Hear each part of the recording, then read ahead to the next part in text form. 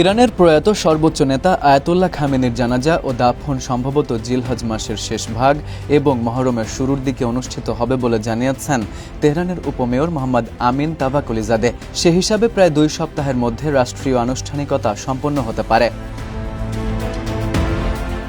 মঙ্গলবার ইরানের মেট্রোপলিটনগুলোর 52তম সামাজিক ও সাংস্কৃতিক কমিশনের বৈঠকে তিনি এ তথ্য জানান।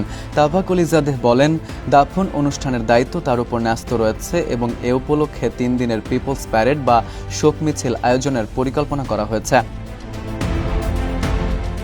আমিন আরও জানান, বিদায় অনুষ্ঠান শেষে জানাজা ও দাফন সংক্রান্ত আনুষ্ঠানিকতা তেহরানে অন্তত 24 ঘণ্টা চলবে। রাজধানীতে 1.5 থেকে 2 কোটির বেশি মানুষের সমাগমের সম্ভাবনা ধরে প্রস্তুতি নেওয়া হচ্ছে বলেও উল্লেখ করেন তিনি। বলেন, তেহরানের পাশাপাশি কোম ও মাশহাদ শহরে জানাজা অনুষ্ঠিত হবে। বিভিন্ন প্রদেশ থেকেও একই ধরনের আয়োজনের অনুরোধ এসেছে।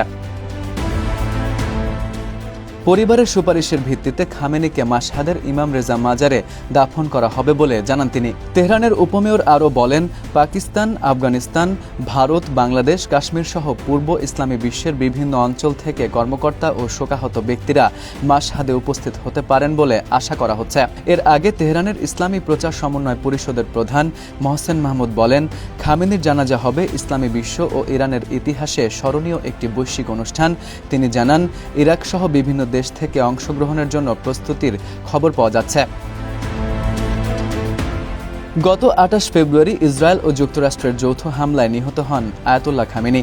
ওই হামলায় তার পরিবারের কয়েকজন সদস্য নিহত হন।